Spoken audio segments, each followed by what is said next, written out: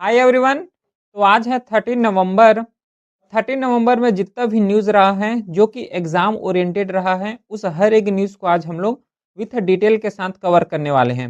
ये पूरा initiative important होने वाले हैं। CAPF, AC, AFCAT, CDS, NDA, air force, जितना भी डिफेंस एग्ज़ाम है जहाँ से करंट अफेयर्स बेस्ड क्वेश्चन पूछे जाते हैं, उस हर एग्ज़ाम को ध्यान में रखते हुए ऐसे करंट अफेयर्स को यहाँ पे सेलेक्ट किए गए हैं।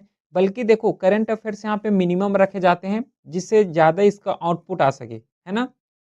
और मिनिमम रखने का ये भी कारण है कि जो एग्ज़ाम ओरिएंटेड करंट अफेयर्स है ना, उसी को हम लोगों को यहाँ पे डिस्कस करना है।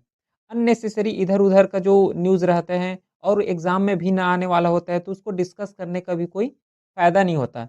इसलिए जो है मिनिमम रिसोर्सेज़ हैं, मैक्सिमम इसका आउटपुट आता है ना? और अच्छे से इसको कवर करना है।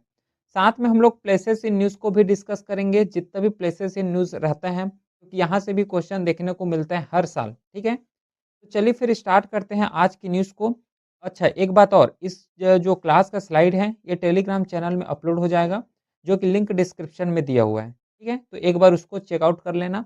बाकी डिफरेंट डिफरेंट जो इनिशिएटिव चल रहा है टेलीग्राम में, उसका पूरा पीडीएफ जो है, इज़िली डाउनलोड कर पाओगे। चलिए फिर स्टार्ट करते हैं फिर। विद्येश्वरन राजाराम, जो कि अभी रिसेंटली इस जो है पास्ड अवे हुए हैं, एज ऑफ 92 का। और ये जो है बिलॉन्ग करते हैं कंप्यूटर साइंस से। तो वी राजामन, इस तरीके से हम लोग इसका जानते हैं। ये कंप्यूटर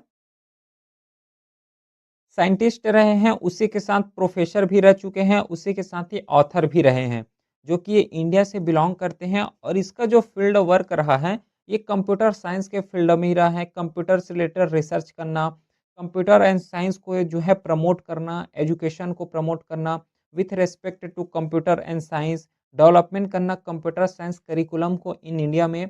तो इसका जो है कंप्यूटर साइंस के फ़ील्ड से बहुत ज़्यादा योगदान रहा है, इंडिया के फ़ील्ड में। तो जो है विद्येश्वरम जो राजामन है, अभी रिसेंटली जो है पास्ड अवे हुए हैं 92 के एज में। इसका नाम को और कौन से फ़ील्ड से बिलॉन्ग करते हैं, इस चीज़ का यहाँ पे पता होना चाहिए। फिर रिसेंटली अभी एक्सरसाइज़ मित्र शक्ति 2025 अभी कंडक्ट किए गए थे। और ये जो मित्र शक्ति है, एक्सरसाइज़ मित्र शक्ति, इससे इंडिया और श्रीलंका दोनों कंट्री का यहाँ पे पार्टिसिपेशन होता है। दोनों कंट्री मिल के जो है इस एक्सरसाइज़ को कंडक्ट करते हैं। जो 2025 का 11th एडिशन रहा है, 10 नवंबर से 23 नवंबर के बीच जो है इस एक्सरसाइज़ को यहाँ पे कंडक्ट किए जाएँगे। जो बेलगवी है, कर्नाटक में एक लोकेशन है बेलगवी, यहाँ पे जो है इस मित्र एक्सरसाइज़ को कंडक्ट करेंगे। और ये भी पता होना चाहिए कि इंडिया और श्रीलंका, इन दोनों के बीच जो है ये एक्सरसाइज़ को कंडक्ट किए जाते हैं। और एक्सरसाइज़ का ऑब्जेक्टिव वही है कि जो यूएन चार्टर का जो है वीआई मैंडेट है ना? 7 मैंडेट हैं, उसको यहाँ पे पीसफुली तरीके से इम्प्लीमेंट करना, उसी के साथ काउंटर टेररिज़्म अपनाना, कोऑर्डिनेशन करना डिफरेंट डिफरेंट नेवीज़ के बीच, डिफरेंट डिफरेंट आर्मीज़ के बीच, डिफरेंट डिफरेंट मतलब इंडिया और इसके बीच श्रीलंका के बीच। तो दोनों फ़ोर्सेस के बीच यहाँ पे कोऑर्डिनेशन करना, है ना? उसी के साथ कोऑर्डिनेशन के साथ जो है काउंटर करना टेररिज़्म को, नक्सलिज़्म को। ये जो है कुछ इसका फ़ोकस एरिया रहा है 2025 में। इसके थ्रू जो है कर्नाटका में ये जो एक्सरसाइज़ है इसे कंडक्ट किए गए थे। कुछ फीचर्स रहा है जिसे 2025 जब एक्सरसाइज़ किए गए थे कर्नाटका में, तो वहाँ पे शोकेस किए गए हैं। जैसे कि ड्रोन एनकाउंटर, यूएएस इंटीग्रेशन, इसको काउंटर करना, फिर हेलीबोर्न ऑपरेशंस चलाना, ये सब इसमें कंडक्ट किए गए थे, है ना? 2025 में जब एक्सरसाइज़ कंडक्ट किए गए थे, तो ये सब एक्सरसाइज़ किए थे। फिर रेडिंग हो गया, सर्च एंड डिस्ट्रॉय करना, कैज़ुअल्टी इवैक्यूएशन करना, है ना? कंबाइंड टैक्टिक्स को अपनाना। इस तरीके से टैक्टिक्स हम लोग यूज़ कर सकते हैं, जिससे काउंटर टेररिज़्म को ठीक तरीके से हैंडल किया जा सके। फिर जितना भी सिक्योरिटी रिलेटेड कंसर्न है, उसको ठीक तरीके से यहाँ पे प्रोटेक्ट कर सकें। तो ये कुछ फीचर्स रहा है, जिसके थ्रू जो है ये एक्सरसाइज़ में किए गए थे। बाकी कुछ इसका स्टैटिक पोर्शन भी डिस्कस कर लेते हैं, क्योंकि देखो ये मित्र एक्सरसाइज़ है, बहुत इम्पोर्टेंट है। और यहाँ पे नीचे ये जो है इंडिया का लोकेशन, यहाँ पे जो है श्रीलंका है। तो श्रीलंका क्योंकि मैरीटाइम या फिर बॉर्डर बोल सकते हो, या फिर इंडिया के साथ जो है कॉन्टैक्ट में रहता है। प्लस यहाँ पे फ्रेंडली रिलेशन भी है। इम्पोर्टेंट हो जाता है इस एक्सरसाइज़ को यहाँ पे याद रखना, पता होना चाहिए, ठीक है? उसी के साथ क्या है, डिफेंस फोर्सेस के एग्ज़ाम का तैयारी कर रहे हो, तो एक्सरसाइज़ तो पता होना चाहिए। मित्र का इसका मतलब होता है फ्रेंड, है ना? शक्ति का मतलब होता है यहाँ पे पावर। तो दोनों जो फ़ोर्सेस हैं वो अपना शक्ति का प्रदर्शन करते हैं विथ द फ्रेंडशिप। फ्रेंडशिप के साथ जो है अपना शक्ति का या फिर अपना जो पावर का है प्रदर्शन करते हैं। ये जो है बायलैटरल एक्सरसाइज़ हैं। बायलैटरल का मतलब होता है कि 2 कंट्री यहाँ पे आके एक्सरसाइज़ को कंडक्ट कर रहे हैं। एक होता है मल्टीलैटरल। मल्टीलैटरल में क्या है डिफरेंट डिफरेंट कंट्री आके एक्सरसाइज़ को कंडक्ट करते हैं, ठीक है? जैसे कि अभी रिसेंटली क्वाड का हम लोग एक्सरसाइज़ देखे हैं, इंडिया, जापान, यूएसए, ना तो इस तरीके से जो मल्टी मेंबर आके जो है इस एक्सरसाइज़ को कंडक्ट करते हैं, उसे हम लोग मल्टीलेटरल एक्सरसाइज़ बोलते हैं, है ना? ये बायलैटरल एक्सरसाइज़ है, जिसमें से 2 कंट्री का ही यहाँ पे योगदान होता है। इंडिया और श्रीलंका के बीच इसे कंडक्ट किए जाते हैं। फर्स्ट टाइम जो है 2013 में मित्र शक्ति को यहाँ पे कंडक्ट किए गए थे और ये जो है आर्मी के द्वारा किए जाते हैं। ठीक है? ये जो मित्र शक्ति एक्सरसाइज़ हैं, ये आर्मीज़ के द्वारा किए जाते हैं और हर साल जो है किए जाते हैं इस एक्सरसाइज़ को। इसका ऑब्जेक्टिव वही रहता है कि दोनों कंट्री के बीच, है ना? दोनों आर्मीज़ के बीच कोऑर्डिनेशन अच्छे तरीके से होना चाहिए। कोऑर्डिनेशन के साथ दोनों फोर्सेस के बीच यहाँ पे अंडरस्टैंडिंग, म्यूचुअल अंडरस्टैंडिंग पूरे यहाँ पे स्ट्रॉन्ग होना चाहिए और उसी के साथ इस म्यूचुअल अंडरस्टैंडिंग को एनहांस करने के लिए, दोनों फोर्सेस के बीच म्यूचुअल अंडरस्टैंडिंग को एनहांस करने के लिए जो है इस एक्सरसाइज़ को यहाँ पे कंडक्ट किए जाते हैं और इस एक्सरसाइज़ का मेजर ऑब्जेक्टिव यही है। बाकी इसके द्वारा फिर डिफरेंट डिफरेंट वर्क किए जाते हैं इस एक्सरसाइज के थ्रू, जैसे कि काउंटर करना टेररिज्म ऑपरेशन, है terrorism operation, counter terrorism operation, peace keeping mission हो गया जो कि यूएन का मैंडेट है ना। पीस कीपिंग मतलब जो ग्लोबल लेवल में पीस मेंटेन करने के लिए एक फोर्सेस है और उस फोर्सेस का नाम हम लोग पीस कीपिंग बोल सकते हो या फिर पीस कीपिंग मिशन बोल सकते हैं। हाँ, इसमें क्या होता है कि जितना भी डिफरेंट डिफरेंट कंट्री हैं वो अपने फोर्सेस को वहाँ पे डिप्लॉय करते हैं ग्लोबल लेवल में। यहाँ पे अरेस्ट हो गया, वहाँ पे पीस बनाए रखने के लिए। तो इस तरीके से जो है यूएन के एक पीस कीपिंग मिशन जो है मैंडेट है, उसको यहाँ पे जो है एज ऑब्जेक्टिव के थ्रू इसे काम करते हैं। फिर स्मॉल आर्म ट्रेनिंग करना, फिर tactics operation in semi urban environment, ये जो है कुछ इसका फोकस एरिया रहता है, जिसके थ्रू इस एक्सरसाइज को कंडक्ट करते हैं। बाकी इसका बहुत ज़्यादा सिग्निफिकेंस भी हमें देखने को मिलता है कि कंडक्ट करा रहे हो, दोनों फोर्सेस के बीच जो है एक्सरसाइज कंडक्ट हो रहा है, तो स्वाभाविक बात है कि जो डिफेंस कॉपरेशन होगा दोनों कंट्रीज़ के भी वो जो है स्ट्रेंथन हमें देखने को मिलेगा। उसी के साथ ट्रस्ट बिल्ड होगा, इम्प्रूव करेंगे coordination between India and Sri Lanka for regional security. ये जो है कुछ यहाँ पे मेजर सिग्निफिकेंस हैं। बाकी कुछ एग्ज़ाम्पल के लिए और याद रखना, जैसे कि गरुड़ शक्ति हो गया, इसे हम लोग इंडिया और इंडोनेशिया के साथ जो है कंडक्ट करते हैं। सूर्य किरण हो गया, इंडिया और नेपाल के साथ कंडक्ट होता है। फिर साम्रपृति हो गया जो कि इंडिया और बांग्लादेश के साथ हम लोग कंडक्ट करते हैं। ये कुछ डिफरेंट डिफरेंट एक्सरसाइज़ हैं, इसको भी थोड़ा माइंड में रखना है। क्लियर है? न्यूज़ समझ आ गया मित्र शक्ति का? चलो। नेक्स्ट न्यूज़ देखते हैं अब। इंटरनेशनल साइंस फेस्टिवल जो कि 2025 का चंडीगढ़ में, पंजाब यूनिवर्सिटी चंडीगढ़ है, वहाँ पे ऑर्गेनाइज किए गए थे। ये जो है 11th एडिशन रहा है और 6 से 9 दिसंबर में ऑर्गेनाइज किए जाएंगे। ठीक है, अभी डेट सब चीज़ अनाउंस हो चुका है, तो 6 से 9 दिसंबर के बीच जो है इसे ऑर्गेनाइज किए जाएंगे पंजाब यूनिवर्सिटी चंडीगढ़ में। इसे ऑर्गेनाइज करने का काम, और देखो ये जो इंटरनेशनल साइंस फेस्टिवल है ये हर साल जो है सेलिब्रेट किए जाते हैं। प्रीवियस साल कहाँ पे हुआ था, याद है क्या? गुवाहाटी में हुआ था, है ना? गुवाहाटी में पिछले साल जो है कंडक्ट किए गए थे। तो इस साल जो है ऑर्गेनाइज़ करने का काम ministry of earth science government of India के द्वारा है और मोस्टली जो यही जो डिपार्टमेंट है इसी के द्वारा जो है इंटरनेशनल साइंस फेस्टिवल को ऑब्जर्व किए जाते हैं, ऑर्गेनाइज़ किए जाते हैं। इस साल का थीम रहा है 2025 का विज्ञान से समृद्धि फॉर आत्मनिर्भर भारत। ये जो है 2025 का थीम रहा है एट प्रेजेंट। तो इसे ऑर्गेनाइज करने का कुछ मेजर ऑब्जेक्टिव होता है, जैसे कि कैसे जो है साइंस और टेक्नोलॉजी इंडिया को प्रमोट कर रहे हैं, साइंस एंड टेक्नोलॉजी में इंडिया किस तरीके से अचीवमेंट हो रहा है, आगे एडवांसमेंट की तरफ जा रहा है, ये सब चीज़ को शोकेस करना, उसी के साथ जो है प्रमोट करना पब्लिक पार्टिसिपेशन को इन साइंटिफिक एडवांसमेंट। ये जो है कुछ इसका मेजर ऑब्जेक्टिव है जिसके थ्रू जो है इस जो इंटरनेशनल साइंस फेस्टिवल है इसे ऑर्गेनाइज किए जाते हैं। कुछ इवेंट भी देख लेते हैं क्योंकि इस फेस्टिवल के थ्रू जो है जब इसे ऑर्गेनाइज किए गए थे, तो यहाँ पे कुछ इवेंट भी कंडक्ट किए गए थे। जैसे कि साइंस एग्जीबिशन हो गया, स्टूडेंट साइंटिस्ट इंटरेक्शंस यहाँ पे देखने को मिला, स्टार्टअप शोकेस हो गया, technology demonstration, science film festival, workshop हो गया, कल्चरल इवेंट हो गया। ये कुछ यहाँ पे मेजर एक्टिविटी हैं जब इसे हेल्ड किए गए थे, तो इस एक्टिविटी को यहाँ पे शोकेस किए गए थे। बाकी जो है देखो, ऑर्गेनाइज़ कर रहे हैं तो इसका भी कुछ फ़ोकस एरिया रहा होगा जिसके थ्रू जो है इन्होंने कुछ स्टेप्स लिए होंगे। तो इसका फ़ोकस एरिया रहा है आर्टिफ़िशियल इंटेलिजेंस। आर्टिफ़िशियल इंटेलिजेंस को प्रमोट तो करना है, लेकिन उसका जो बैकड्रॉ है ना?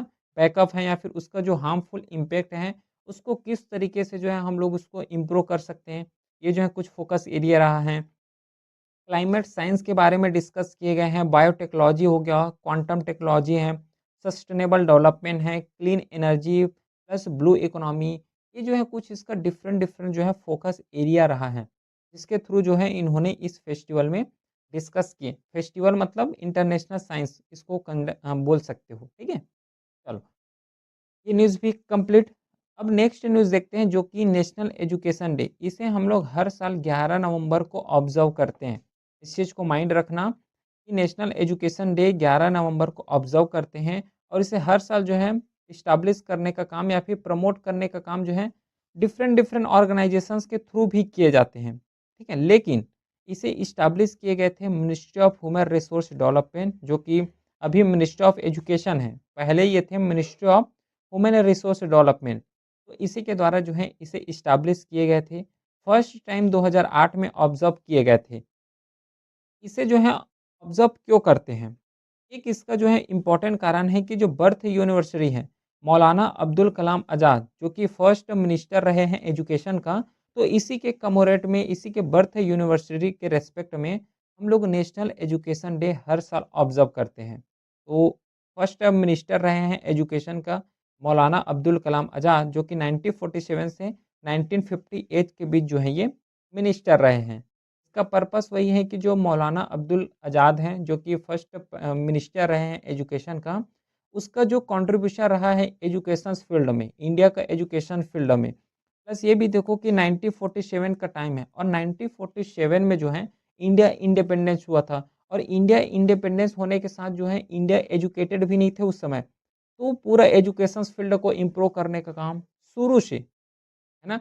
शुरू से एजुकेशन फील्ड को जो है इम्प्रूवमेंट करने का काम इसी के हाथ में थे।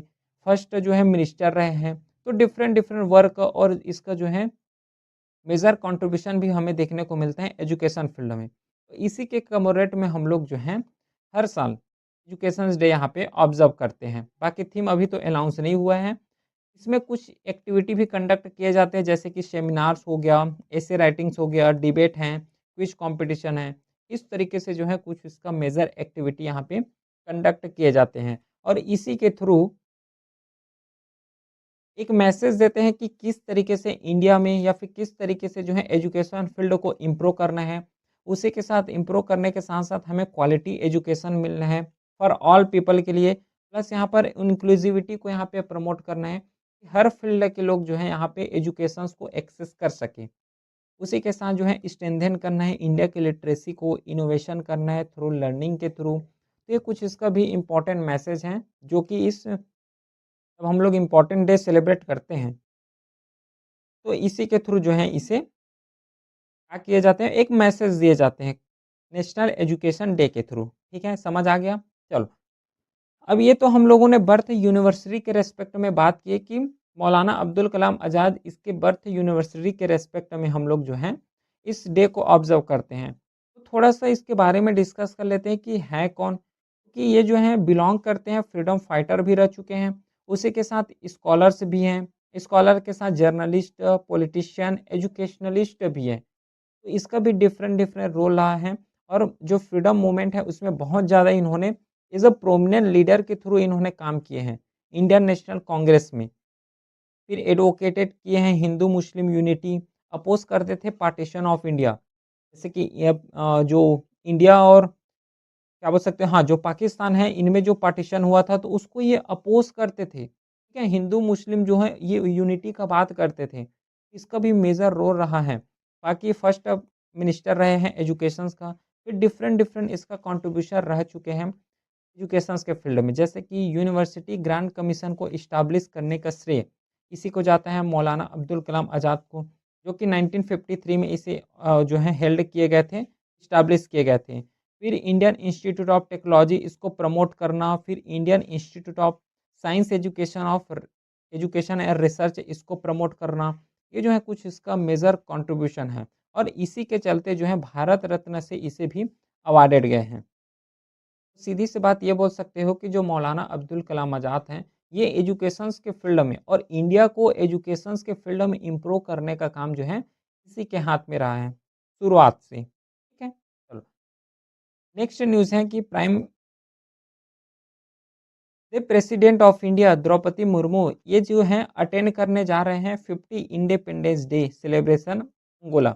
जैसे कि हम लोग हर साल रिपब्लिक डे और इंडिपेंडेंस डे में फॉरेन कंट्री से लीडर को हम लोग इनवाइट करते हैं। इस साल किसको इनवाइट कर रहे हैं? जो यूरोपियन यूनियन है उसके लीडर को हम लोग रिपब्लिक डे में इनवाइट करने वाले हैं। न्यूज़ को कवर किए हैं। तो अंगोला जो है यहाँ पे जो है एज़ अ गेस्ट, है ना? एज़ अ गेस्ट जो है अटेंड करने वाले हैं। अंगोला जो है रिपब्लिक ऑफ अंगोला है। इसका जो ऑफ़िशियल लैंग्वेज पोर्तुगल है। इसका अगर लोकेशन देखोगे तो ये अफ्रीकन कंट्री है, कॉन्टिनेंट है। क्लियर?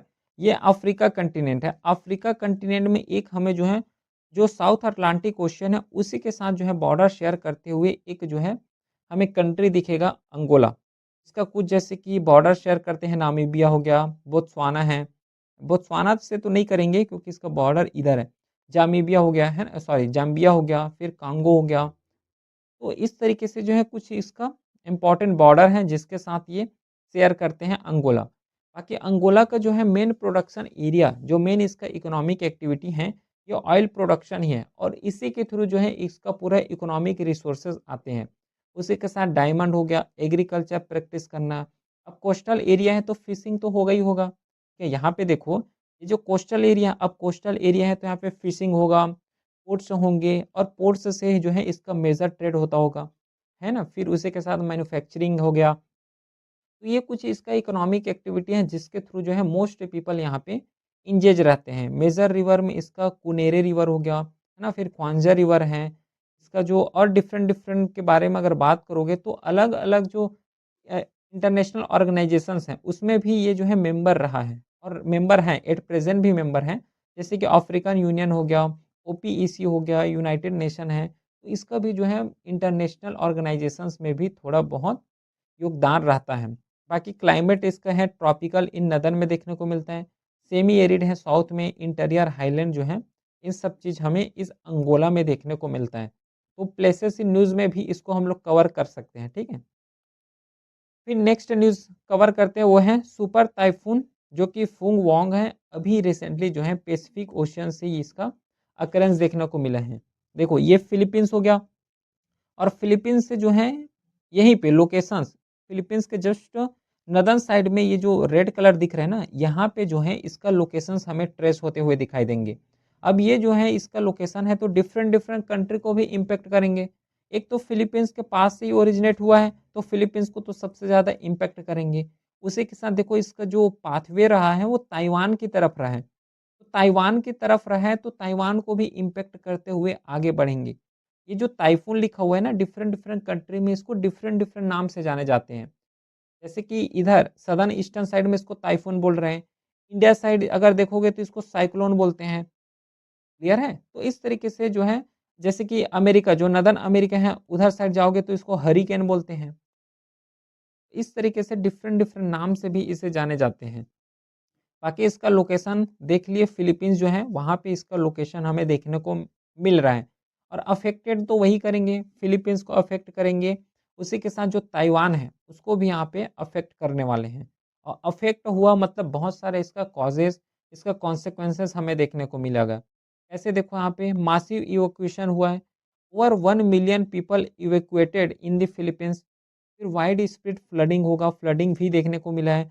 स्टॉर्म सर्जेस हो गया, हैवी रेन्स, लैंडस्लाइड, ये सब चीज़ जितना भी डिफरेंट फिनोमेना है, जो कि साइक्लोन से लिंक होते हुए आगे बढ़ते हैं, ये सब चीज़ जो है मेजर इम्पैक्ट हमें यहाँ पे देखने को मिला है। फिर इंफ्रास्ट्रक्चर डैमेज, होम यहाँ पे डिस्ट्रॉय हो गया, डैमेज हो रहे हैं, पावर आउटेज हो गया, ट्रांसपोर्ट डिस्ट्रप्शन है। हर एक फ़ील्डों में पूरा लाइफ़ सस्टेन करना यहाँ पे मुश्किल हो जाता है, अगर कहीं पे साइक्लोन आता है तो। ठीक है, इतना समझ आ गया क्या? चलो, तो ये तो रहा 30 नवंबर में जितना भी न्यूज़ रहा है जो कि एग्ज़ाम ओरिएंटेड रहे हैं, उस हर एक न्यूज़ को डिटेल के साथ हम लोगों ने यहाँ पे कवर कर लिए। पूरा न्यूज़ जो है एग्ज़ाम ओरिएंटेड है, इस चीज़ को ध्यान रखना। इस क्लास का जो स्लाइड है टेलीग्राम चैनल में अपलोड हो जाएगा, जो कि लिंक डिस्क्रिप्शन में दिया हुआ है। तो एक बार जाके चेकआउट करना है। फिर चलिए फिर मिलते हैं हम नेक्स्ट क्लास में, तब तक के लिए thank you, have a great day.